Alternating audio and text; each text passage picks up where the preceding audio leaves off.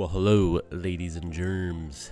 Today is going to be a new video that I am going to try and do. As you can tell by the title, this is a whole different setup. Not going to do a deck tech today, but what I am going to do is talk about the 5 commanders from the Spider-Man set that I think are the best, in my personal opinion. And then the 5 what I think worst commanders are of the set.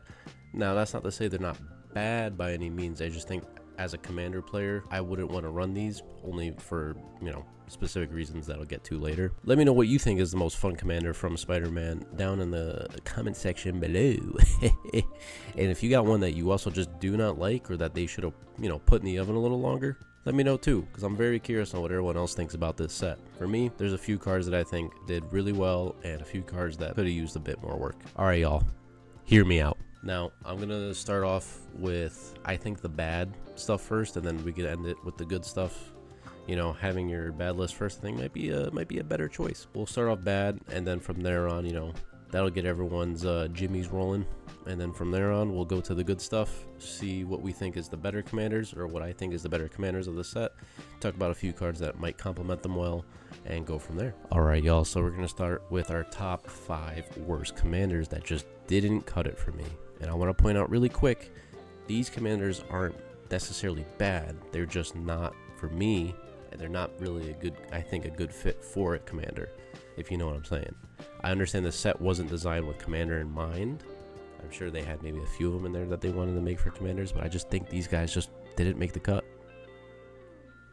So number 5, we have Mysterio, Master of Illusions. Enters, he creates a 3/3 blue illusion villain creature token for each non-token villain creature you control. You exile them when he leaves the battlefield. So that's kind of neat, right? Like, you can kind of make a body for each body that you already have that's a villain. There's not a crazy amount of villains in blue. I think there was a few of them released in a set, but like, it's a handful, you know what I mean? So to me, building it is very niche, and I don't think it's going to be all too strong. If you like it, and you enjoy it, then sure, build him. But I think he would have been better had he said when he enters, you create a copy that isn't legendary or illusion in addition to their other types. Also have it, when he leaves the battlefield, you exile those tokens. Have it say illusions you control. Have when this creature becomes target of a spell or ability, sacrifice it. I think having something like that would have been more cool and on point with flavor, because usually Mysterio, when he's making, illusions of villains, they look like the villains, right? They're not just illusions, like clouds of illusion. I don't know what the hell a straight up illusion looks like if it's not specific, but like, that's what I'm saying. Like, it should have been more of a specific illusion rather, right? If there was an illusion of Electro, it would be really cool if I saw, oh, that's a copy of Electro, that's an illusion, but he's there. That would have been a really strong ability, and I think it would have been really cool. But then again, they didn't want to do that, so I get it, I guess. Number 4, Peter Parker, Amazing Spider-Man. This one I'll be really quick with. I know a lot of people probably really enjoy him. He's not the worst commander, but I just don't think he's going to be played too heavily. He relies a lot on legendary spells, and that's not the worst thing, but the problem I have is just that's it. When he flips over from his front side, which his front side's like, okay, it's not bad. His backside, I just looked at him like, that's it? Like, each legendary spell you cast that's 1 or more colors has web slinging. Like, yeah, it's an alternative cost, but you have to return a tap thing to your hand, a tap creature to your hand, and that's all you really get out of it is just legendary spells. So it could still be strong, it still could be fun. I just think it would have been really cool if they tapped into his spider senses a little bit more in inclusion to this. This is like, all right, so this, you can't really run colorless artifacts in this because it has to be 1 or more colors unless you find a way to do that. So you can't do One Ring or really cool artifacts like Mortal Sun or Chamil. You can't put in really cool legendary artifacts in there because they have to be of color so they can get the web slinging cost. And I just think it would have been really cool had they tapped into the spider senses, maybe also give them flash. Maybe give it so that if he becomes the target of a spell or ability, you counter it. If it's the first one of each turn, you counter it, or of your turn, just something like that to give him more of a reaction. I just feel like Spider-Man has always been very agile and quick with his reflexes, and the spider senses really played into that. I just wish they kind of showed that here. It's not the worst card in the world. I just think it could have been better. Number 3, Black Cat. Fuck, man, this one could have been so good. You guys know the card 9 Lives Familiar? Why didn't they put that on here? Straight up, they should have just put that on here. That would have been such a cool feature for her. and then have it so when she ETBs, you know, you can look at the top 9 or whatever. I get it. It might have been a lot of words. Or, you know, when she enters, like, you know, exile top like 2 cards of someone's library, and then you can, you know, cast them or something. I just think it would have been cool because all she has is an ETB for 5 mana, 2/3, and you're probably gonna whiff. I just think she would have been cool with the whole 9 lives, like, or like with the revival counters. I don't know. This is how they wanted to build her. She just feels very mid.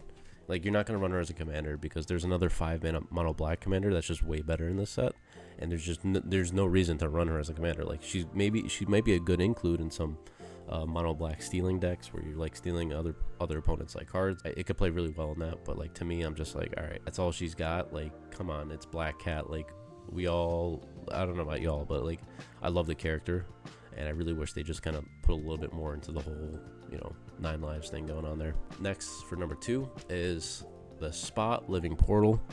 Man, the one thing I'm disappointed with this guy is, why didn't they put warp on him? They just came out with the warp ability. Why didn't they use that? They could have utilized him so well with that. Maybe not him being warped in, but like maybe he gives other creatures you control or other creatures you cast, you know, warp.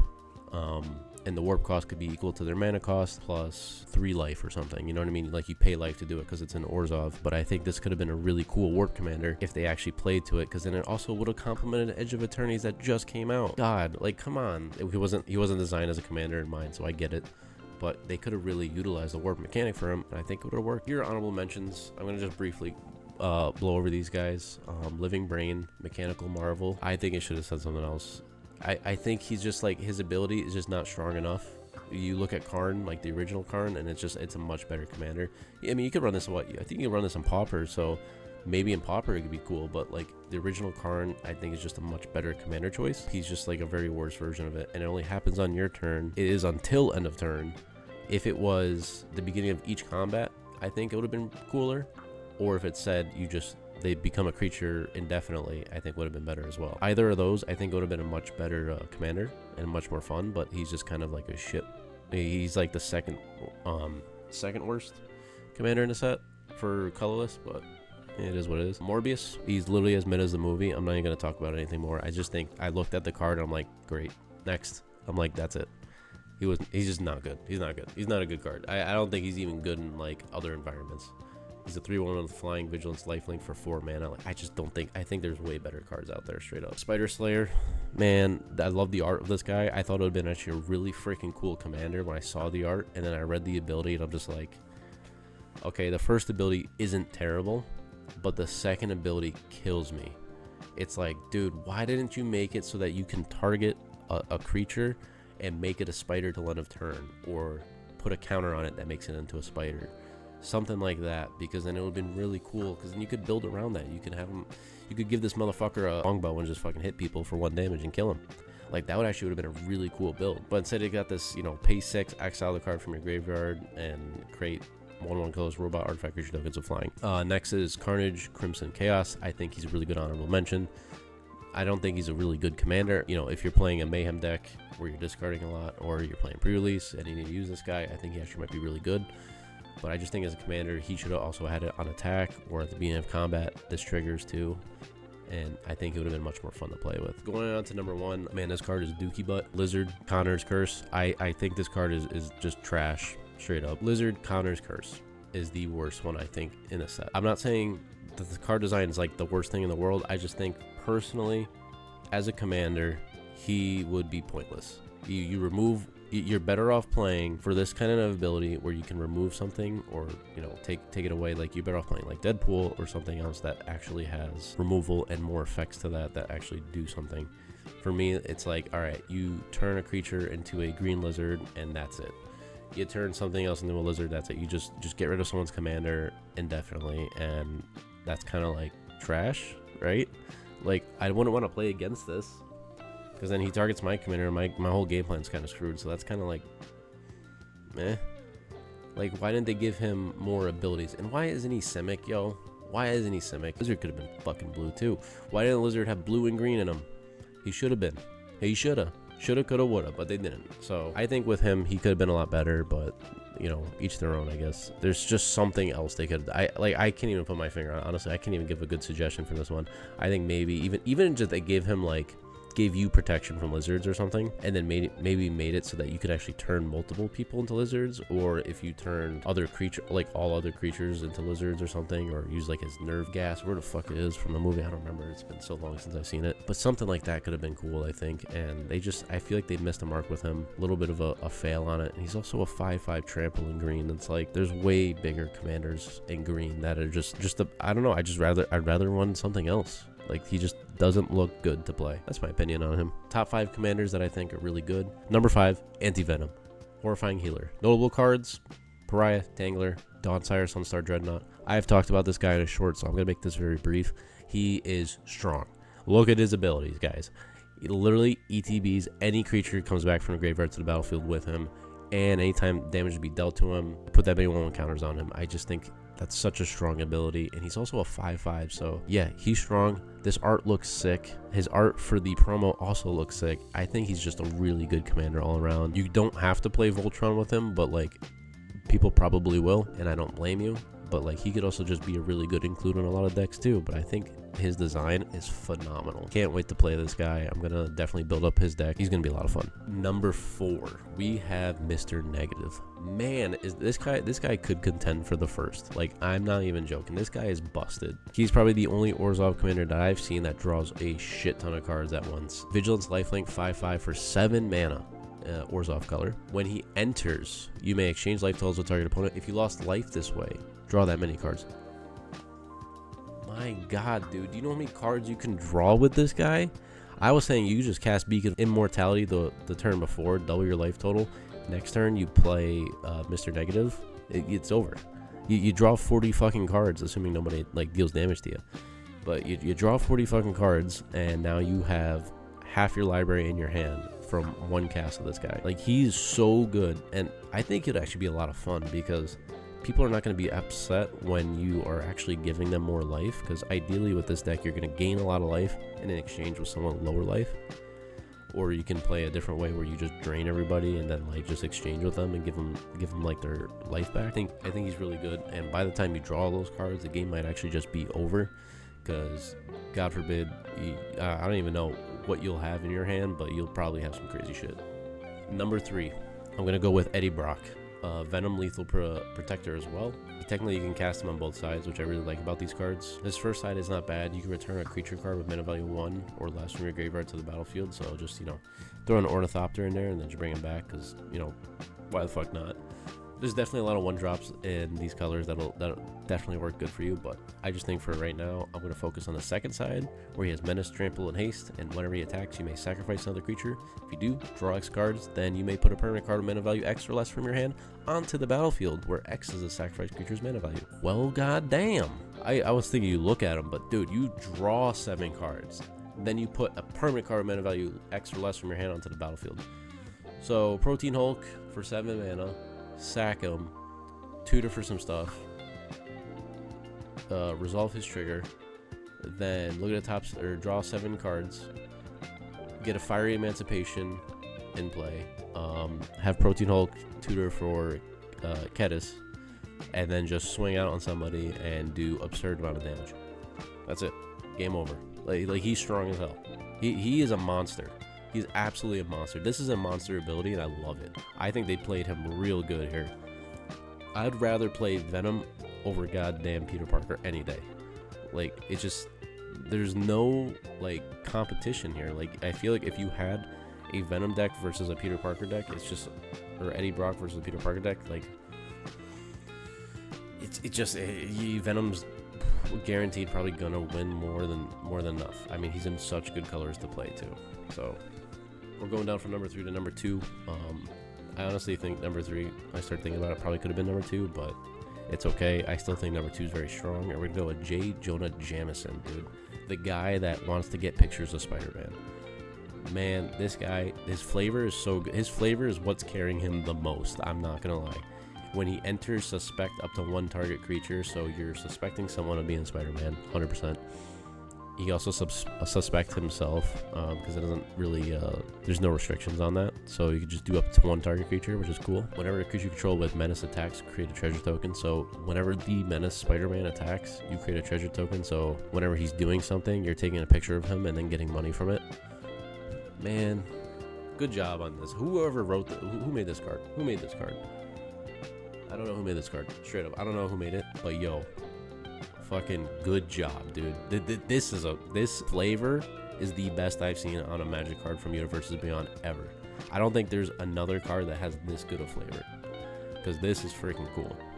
This makes me feel like I'm J. Jonah Jameson, and I feel like you go to the table, you have to talk like him. Like you can't. I mean, the flavor text is even good. The photos are garbage, Parker. I'll buy them all. I love that. Like that you sound like him. You are him. So many good cards with this. Professional Facebreaker, Knuckles the Echidna, Goblin War Drums. I mean, things like that are just going to speed up this guy and absolutely go nuts. Fill with a bunch of menace creatures. You don't even need Goblin War Drums. Just fill with a bunch of menace creatures and go to town.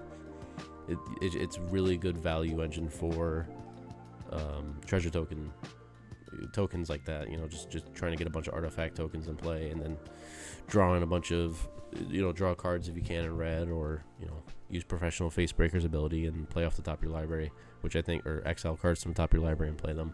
I think that's going to play really well into his strat. Honorable mentions really quick. Spider-Punk. I think Spider-Punk is a really good card. I think he's phenomenal for a commander. I think he's really fun. People are just kind of like overlooking him, like, oh, there's only 6 spiders in red. Yes, there's only like 6 spiders in red, but you also forgot about the colorless spiders that exist in Magic, which there's like quite a few more. There's like 8 to 10, I think, and we just got a few more, obviously. So you got a few colorless spiders, you got a few red spiders, but then there's also changelings in colorless, and there's also changelings in red. So you definitely have enough to get over 20-something creatures in the deck, easy. Spider-Punk's definitely viable. He's just going to be very, like, strict on what he is. So if you like that style of play, you like the tribal play, it's going to be very, like, most decks are probably going to be the same. That's the problem I have with it, but if you like that style of play, he's probably going to be really fun. So I think he's an honorable mention because I think he is strong for what he is. I think he's a good commander. I think he'd be absolutely fun to play. Next is Lady Octopus, Inspired Inventor. I love this card so much. I love it so much. I've talked about it already like 2-3 times. And man, is this card fucking fun, yo. It's just a 1-drop in blue. First off, great. Last 1-drop in blue that I covered was K9 Mark 1. Phenomenal card. But it's not really like that strong and doesn't work that well unless you build a janky deck like I did. And Lady Octopus, I think, is just a much better all-around like mono blue commander that works for one mana, and it's just very strict. You're going to be doing card draw and artifacts in blue, which is kind of like what they normally do, so that's why it's an honorable mention. It's not like it's strong for sure, and it's definitely fun, but it's going to be a very strict gameplay. So fun card, very strict. The third honorable mention is Electro Assaulting Battery. For 1 and 2 red, you get a flying version of a mono red Omnath Locust of Mana. Yeah, that's already just a strong ability. Keep all your red mana, and this is like the first time I've seen it on a legendary in red. And whenever you cast instant or sorcery, you add red, so you're getting red mana for casting things. That is phenomenal. That's just God, it's just you already know how this deck's gonna play though, so that's the problem. That's why I put him in honorable mention. Otherwise, he'd probably be one of my number 1 picks. He's really good, and on top of that, when he dies or leaves the battlefield, you just zap somebody with all that red mana. It's gonna make it hard for people to want to get rid of him. He's going to absolutely blast you. And then next we have Iron Spider Stark Upgrade. I love this commander. I think this is probably the best colorless commander we've got in a while. Besides, like, obviously Eldrazi. Eldrazi are great, but like I'm talking in terms of like colorless artifact specifics. And I think for what it is, it draws cards, puts counters on creatures, and has vigilance. For only 3 mana, I think this is a really good commander, and you can definitely build a nice like jank engine off of her. Or I say her because of the art that I'm looking at, but I guess it's both. Doesn't matter which one. I think the Mary Jane art is definitely the best though. It looks sick. It looks so good. So I also wish I got the promo for that, but yeah, she's really good. Remove 2 counters from among artifacts you control and draw a card. That is just good job.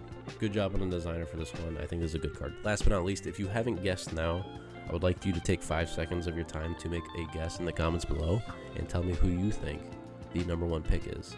And then we'll see if you got it right. 5, 4, 3, 2, 1. Counted backwards in my hand. Look at that. I bet you can't do that either. My number 1 choice is Gwenum the Remorseless. There's no thought in there, but Gwenum Remorseless. For 3 and 2 black, a 5 mana 4/4 Death Touch lifelink, and is a Bolas Citadel on a creature. God, this is such a good commander. It is busted, 100%. This is a busted commander. It does everything Bola Citadel does, but now on a creature body, and can be played as commander. So, yeah, it's going to be expensive. It is not going to be a cheap card, and I think this commander will just freaking ball out and go crazy once, you know, you get one attack in. You get one whole turn to like kind of like deal with her. If you don't, then she's going to go in. I built a budget deck on this, but we don't know her price, so the actual deck itself is $50, but the card herself will probably also be $50. So I mean, for $100 you can get a decently running deck for her. I won't talk about it too much, but I just think this is definitely the best commander of the set. Objectively, you might think otherwise, but I think this might just be it. Like, come on, this card is so good for what it is. For 5 mana, you're getting a Bolas Citadel on a creature. Like, it's going to be very consistently strong, I think this might be like, just out of all the cards, it's just consistently going to do the best. That's what I think. Let me know what you guys think in the comments. So with that said, I hope you guys enjoyed this video. Those are my top 5 best and worst commander choices of the Magic the Gathering Spider-Man set. I actually enjoy the whole set. There's definitely some flavor fails they kind of did, and there's some of the cards that are kind of half-baked I think they could have done better with, but in total, like, it's not like the worst set in the world. I think it's definitely better than Assassin's Creed. when you start thinking about it like that, definitely better than Assassin's Creed and Aftermath, because I know that's kind of like what they were trying to do with it, and I think it's kind of like they're trying to make it a little bit easier for people to get into, which they keep trying to do every set, which each their own, I guess. If that's what they want to do, that's fine. I quite enjoyed the Spider-Man set, and I can't wait to get my hands on it and get my little dirty fingers in my packs and start opening them, which maybe I should open those live. We'll see. But if you guys enjoyed the video, please leave a like, comment, tell me what you think is the best commander. Tell me what you think is the worst commander. Tell me if you agree with my list. Tell me if you think my list is a load of horseshit. I'm okay with some criticism. Don't worry, guys. You can tell me. I'm gonna hate you for it. I definitely like to see what people like to say. If you like my content and want to watch it more, please feel free to subscribe. I am definitely on the road to 1K. Right now we're not even near 100, so let's try to get to 100 first. Once we get to 100, someone commented and said I should do a face reveal, so maybe I should just do that at 100 subs for sure. And then after that, I'd like to hit some milestones and grow together as a community. So, all right, guys, enjoy the rest of your weekend. If you're watching this on a weekend, if you're watching during the week, enjoy the rest of your week. Enjoy your work day. Enjoy school, whatever you're doing. Enjoy the game of Magic you're about to go fucking crazy on, because that's what we do out here, brother. Let's get it. Wheezy out, baby.